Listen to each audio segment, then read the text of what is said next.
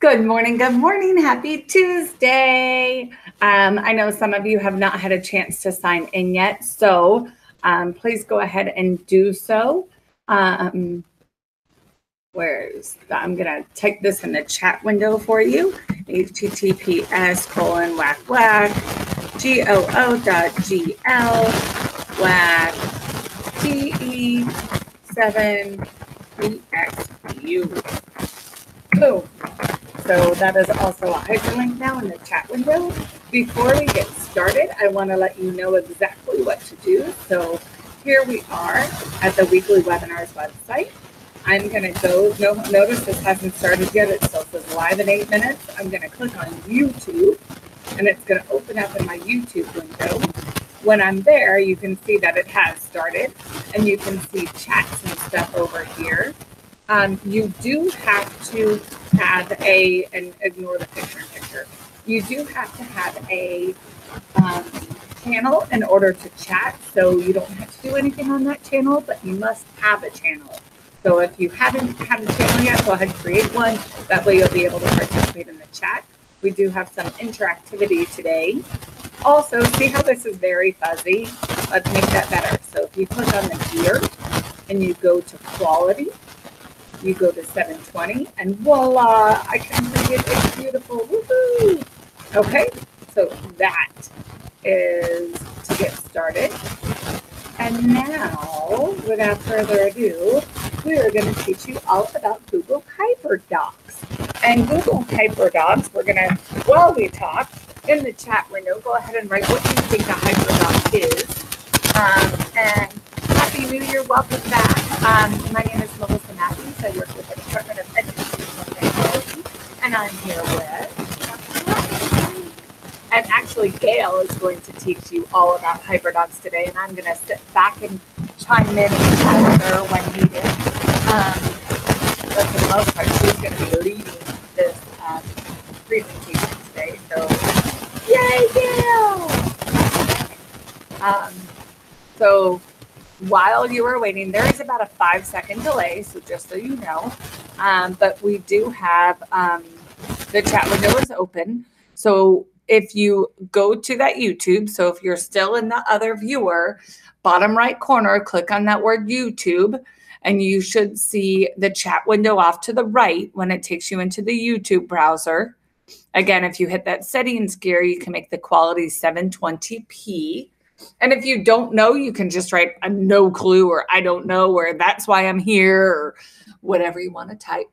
Any kind of cute remark would be fine. I think they've become a hot topic lately, like Hyperdocs. Like everyone hears about them. So I figured this would be a good opportunity to really look at what they are.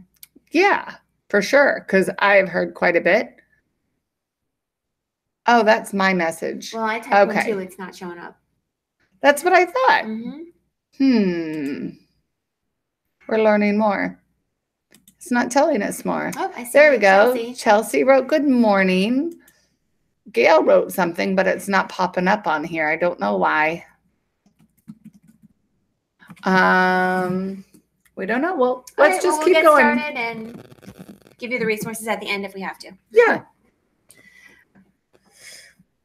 All right. So if you want a minute just to kind of pop in and put some feedback on what you think a Hyperdoc might be. Let's just go. Okay. We got that 5-second delay. All right. We're running out of time. Okay, then let's go. No idea what they are. Good. So hopefully, I always like when you go in somewhere and you walk out at least learning something, then you know you've had some success. And just so you know, Maria, I've seen them, but I don't know much either, which is why Gail's leading today. Okay. So let's get started. A few points on Hyperdocs. So we'll kind of focus on developing them through Google tools that we're familiar with here as Trailblazers or using our Chromebooks. Typically, they're found in a Google Doc, and then they're very rich in hyperlinks, images, website, text, activities, videos for kids to interact with. They really help you as a teacher balance out your instruction, so it's not just stand and deliver, but there'll be some of you delivering, and then the kids get a chance to go and explore and learn about the topic deeper. Sometimes you'll hear the word flipped classroom, and that it's one way to kind of integrate some of that flippedness in your own classroom. And then, like I said, I like to call it an experience. It's, taking them on a journey. And again, shifting it from the students and inquiry based, not just paper pencil worksheet type teaching. And then I found this really cool image over here on the side just to kind of highlight some of the other elements that go along with the Hyperdocs. So before you keep going, Yep. This image is from the ed tech team, and they have awesome little guidelines like this and walkthroughs of basically anything Google or anything cool in the ed tech world. So if you're ever looking for a cool doc like this, the ed tech team has them, and they're awesome. Yep. And then I think number one, if you look at the top, it says basically you're starting out by building out a unit. So one of the ones we'll look at today is a 4th grade unit on light energy. I'm also going to share one that I used in 8th grade English class. So it really can go across the board, any subject area, any topic, but it does start with the idea of building out a unit around your objectives and your standards. And then all that good stuff on the side is how we get the kids to understand that. So I just learned that over in the chat screen, it says that there's a top chat and a live chat. And if you click on live chat, you see all the messages where Gail put her resource folder there. And otherwise it's hidden. And I don't know why it's hidden, but it was. So okay, I figured it good out. to know. Yeah, I'm going to copy and paste it in there for you. All right, so we'll move on. Hi, Taryn. I did put a warning sign. I been watching some really good videos on Hyperdocs, obviously, over the last couple of days, and I found this really good warning about not just taking that paper pencil, turning it into a doc, posting it online, and then having your kids just answer and turn it in just like they would with paper pencil. So that's not the idea with a Hyperdoc. It really is an experience and like a journey the kids will go on throughout the unit that you're working on. So again, if you think about like levels of technology integration, we're not just substituting, we're transforming the lessons instead of just swapping out paper and pencil. We're making it interactive and not just a response and submit.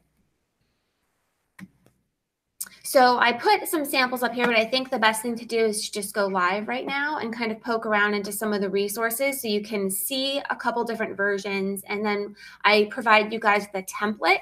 So hopefully that will make it easier to be able to go back in your own teaching materials and kind of plug and play how you would like to see your Hyperdocs go. All right, so the folder, should I escape out of here? Mm-hmm. Yep, and there's your folder. Okay, so what I did was also share out the link to this folder for you guys. So if you can hop into any of these resources at a later date and kind of pull out that template and start working. Let's go into one basic Hyperdoc and kind of look at the elements and talk about what makes up a Hyperdoc. So this is pretty basic. There are 5 components. And when you search up Hyperdocs online, you're going to find every which way of a format.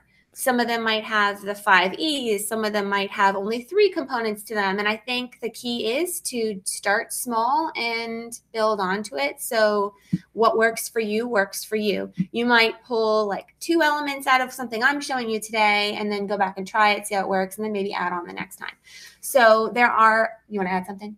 No, I was just going to say, so the idea behind it is the kids are it's almost like a Montessori type of teaching where the kids are working at their pace. So you're guiding their instruction with all of these hyperlinks, but they're working at their pace.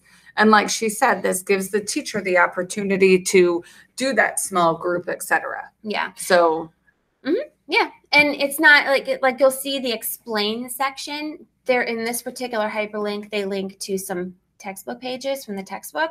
but you've already done your class instruction. So it's not eliminating the class instruction. It's just adding on. It's just adding on to that and giving them the chance to explore out whatever unit it is you're teaching. But I can see in like a gifted classroom where Yeah. this could replace the teacher In some standing sense. and delivering and having the kids just kind of self-teach them, self-taught, Yes. I guess. Yeah.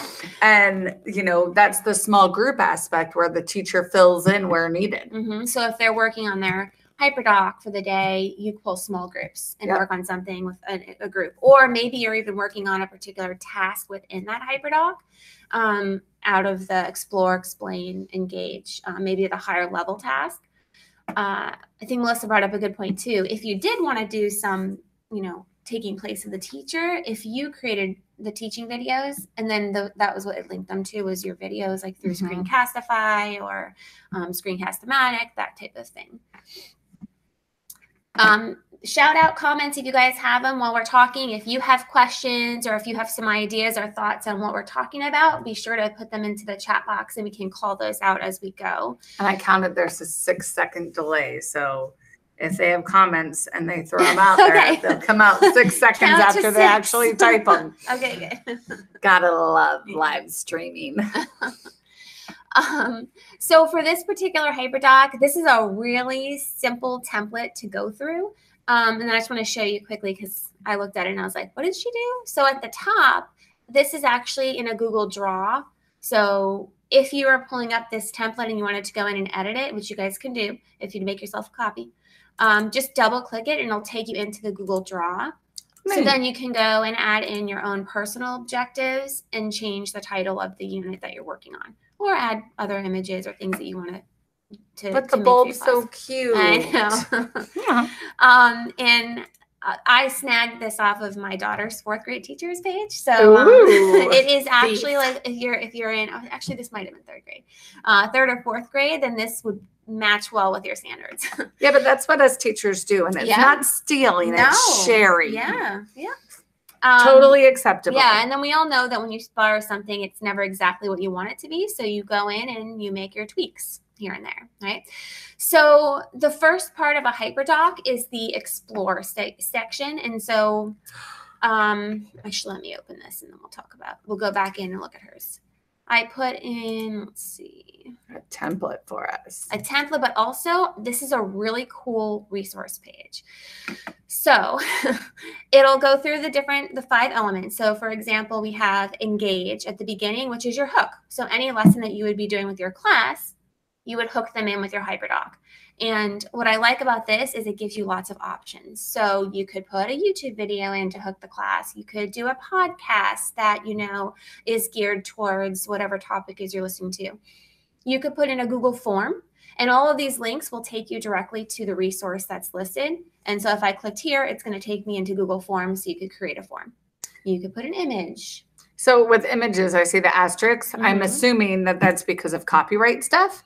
So when you do a Google image search, just make sure you go to settings and tools and you make sure that it's the usage is appropriate for reproduction. That way, or reuse. That way, you know, anybody can use it and you won't end up in copyright prison. Good reminder. And a good habit to start teaching the kids. Yes, Really. it is. Yeah. And then if you see here, I like this, there's lots of sample Hyperdocs for you to go into that, you know, you're more than welcome to go in, borrow and change or tweak or just kind of get some ideas for. Like I said, you'll see lots of different templates and lots of formats. So it'll, whatever works for you. But the essential elements are the engage, then you move down to explore.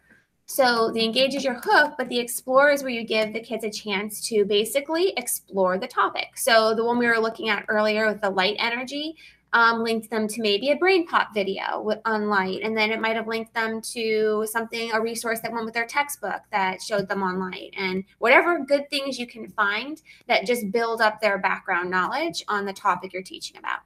The other good thing I like about these Hyperdocs is if you are going digital and the kids have a computer access at home, these are great study resources. So the test is coming up, you've finished your Hyperdoc, they can go back and review through the activities that they've done and the videos that they've watched.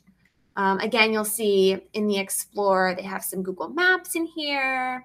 They have really great YouTube playlists already created on some topics. So if you know, I saw English in there, I saw science, I saw some math stuff. So click around in there. We don't have time to go through all of these links right now today. What? Why not? Sorry.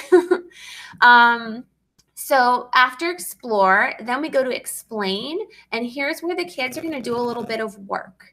So maybe if I was in English, now it's time for them maybe to complete a Common Lit, which is an assessment where they have to read a short passage on the unit topic we're covering, and then they have to answer some questions to go with that. Or maybe as a teacher, if you've created like a science investigation, and then you have a link to the document that they have to complete as they do that science investigation. And then that's their evidence of them explaining and understanding your content that we're going over. So there's just some other good examples in here. Ed Puzzle is a resource where you can insert questions into YouTube videos. So that's something, again, you can just monitor their understanding. It's not just sitting and watching, it's sitting, watching, and then interacting in the video. I added that math one that you and I did a while back. Yeah. Oh, Yeah. the going into the. Yeah. So that I just in the chat window, there's a really cool Algebra 2 Hyperdoc, and I put a link to it that you can kill a couple hours trying to solve. Yeah, we didn't make it. We didn't make it through. We made it most of the way We through. did. But we didn't keep good notes as to what you did on each of the different activities, because at the end you have to put it all back together, and that's we decided we weren't going back to take good notes. Yeah. But I like that it involved math, because I feel like Yes. sometimes math is scared of doing these kind of things, but it's totally possible. it is, and it's awesome. In here, there's also a link to a money one, so for younger kids to do some work with money and learn about buying things too early. Love Powtoons also. Yes. Yep. Powtoons are great. So, And if you look at the beginning of every school year, they often offer educators free accounts. yeah. So And Powtoons, like they create little comic strips. yes. So that's showing up in this section, which is the application section, because by now they've learned the topic, they've done some activities on it, and now it's time to really apply that knowledge so they could create a Powtoon teaching the class on light energy or whatever it is you're working on. Mhm. So this Google Story Builder, do they have access to that? Like I've never seen it. So can look into that. Let's click. Okay, we'll click. See what happens. Warning, not sure what's gonna not sure what's gonna happen. Not available. Okay, so moving on. yeah. Or like the drawings, getting the kids to creatively and visually represent something that they just learned. Yes. Right? Like And those are collaborative, which is nice. So you can have a group assignment with that. yeah. And then in the end, the idea is that they produce something that's shareable. So if they did the Powtoon, they'd have a chance to present it to the class. Or if they created a Google slideshow with a group, they'd be able to represent that in the end. And you can use your casting skills for them to This is share it true. out. Ooh. Yeah. Videos, they can make really cool videos. They can do their own screencastifies to explain things like that. So there's just some options here. Even commenting and collaborating within Google Docs is a way for kids to share. So like if they were going to peer edit something that they did. We just did a Google Sites one a few weeks back before vacation. And so the kids can create Google Sites, which could act as their digital portfolios. So that's another really great tool you could use. So we're at share, and then there's one final part of a Hyperdoc. Well, two, I guess. But apparently. reflecting and then extending. So like I said, there's a lot in this one. So you could bring it down to just the first 4 steps if you wanted to, just to kind of play around with how to do a Hyperdoc. But in the end, the extend would be just additional resources. So games they could do online or other places they could go to learn more about the topic if they wanted to. So that would be a place for your advanced or students that, speed through things and then you're not really sure what to do at the end when they've done everything and done it well. So here's where you kind of send them on their own mission to go learn about new things, additional elements. So we have about 10 minutes. Well, I should say 8 because then we're going to wrap it up. But Yeah. I wanted to just share. Now we'll go back into those actual Hyperdocs and just so you can see what some of the tools that were used were. So like I said, this was a light energy one.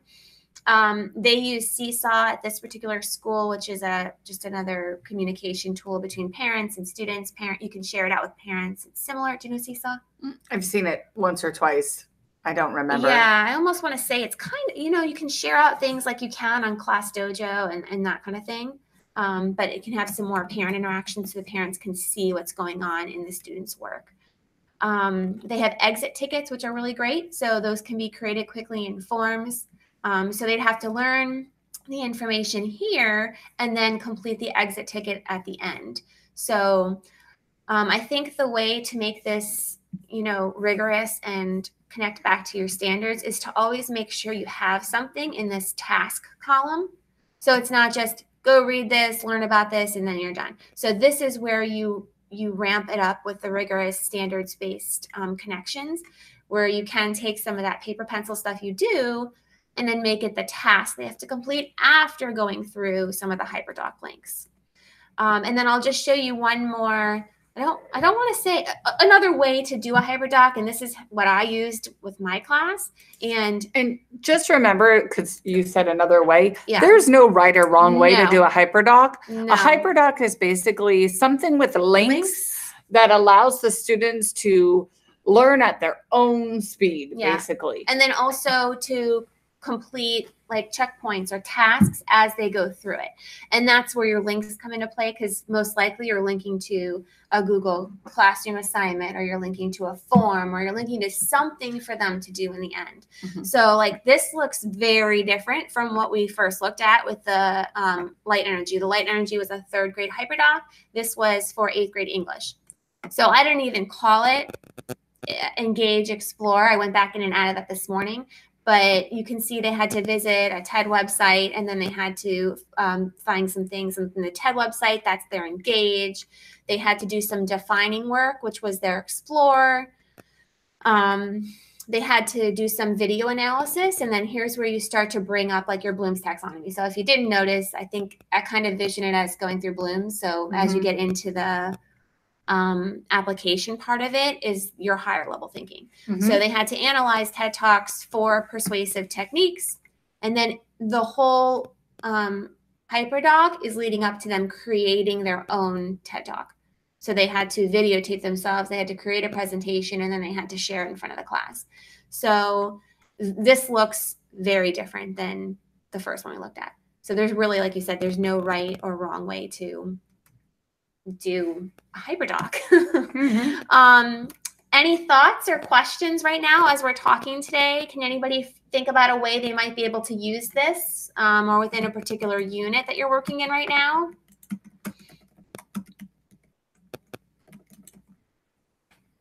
Anything I didn't cover? Let's think. I'm going to go back into our slideshow for a minute here. I was going to say, let's go to your slideshow.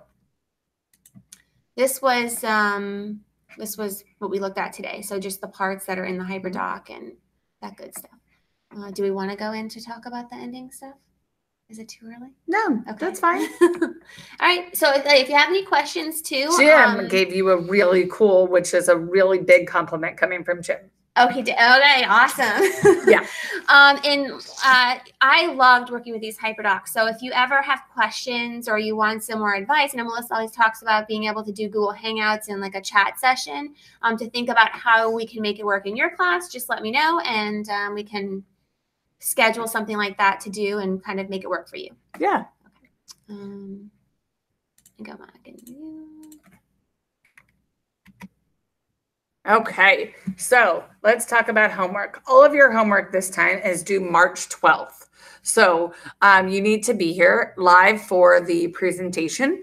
You need to do your implementation homework. So basically, you're going to take a screenshot of your Hyperdoc and put that picture in ELM. The ELM class, I know a lot of you are going, why can't I sign up yet? So there's going to be one for January through March, and then one from March through May.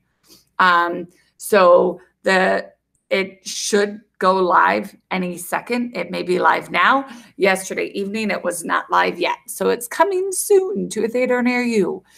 And then your survey. So it's one time for the whole semester. You'd have to take that survey, and that's your typical PD survey that you do every professional development you go to.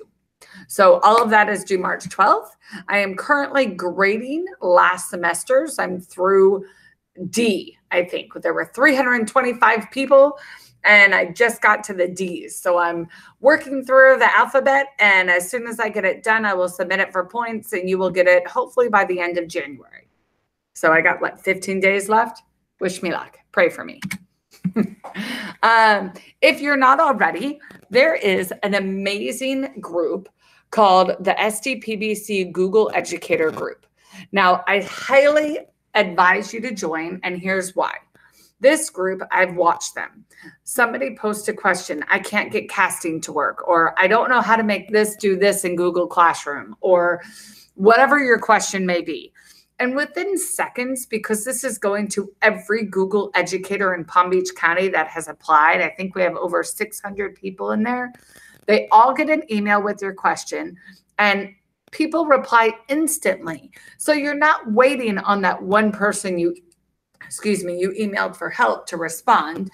You are able to get help from anyone in this group, which is really nice. There's also another group for just SMART, for SDPBC SMART, for your boards and for the SLSO and the SMART notebook. So I encourage you to join that one as well. I don't have the short URL, but feel free to email me and I will get it to you if you need it.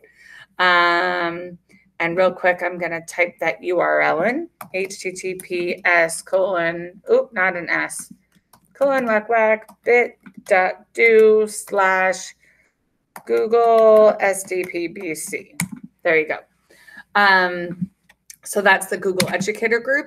And Literacy Fest. If you've not applied to present yet, I encourage you to do so. It's going to be Saturday, February 23rd.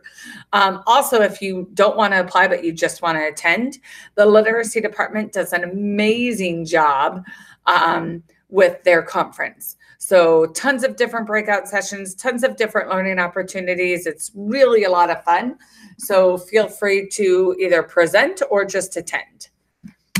And save the date. So every year, the Department of Ed Tech hosts a technology conference. This year, we've decided that you all need the conference in the fall, not in the spring. So we've been pushing for years to get it to switch and just got permission to do so.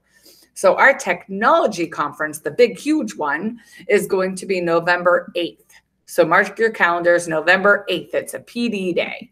But this year, we're going to host a tech talk. We're flirting with the idea of switching it to an ed tech talk, but I don't know what we're doing yet, if that's approved or not. But for sure, March 25th, 2019. I think I'm allowed to announce our keynote now. I think it's in stone. Right? I don't know. Yeah. So Paul Reynolds is going to be our keynote for the event. So that's super exciting. It's going to be one big keynote and then 4 breakout sessions. And basically you're going to rotate through all 4 and we're going to cover the 4 C's: creativity, critical thinking, communication, and collaboration. Are you so impressed that I remembered all 4 that this was really time? Good. I know. Right? I think we're all trying to just be able to whip them out. Right? So yeah, so it should be a lot of fun. We have a really great lineup of presenters for each room. So it will be engaging. It will be exciting. It will not be one of those where you sit in your seat and you listen to someone talk the whole time. I promise you. So it should be a lot of fun. So please feel free to mark your calendars for that. It will be limited seating. So as soon as you see registration come out, which you'll see on the webinars, make sure you sign up quick so that you can reserve your seat, because we do only have a limited space, and so we can't invite the whole district. And that's it. Ta-da! 8:59. Woohoo! Minutes to spare. Any questions, any comments, anything, feel free to type them in the chat window or email. And I'm going to go all the way back to the first slide. And that way you have our email addresses. Feel free to email us and ask questions, and we are happy to help with whatever you need. And have a wonderful week, and we'll see you next Tuesday. Bye. Thank you.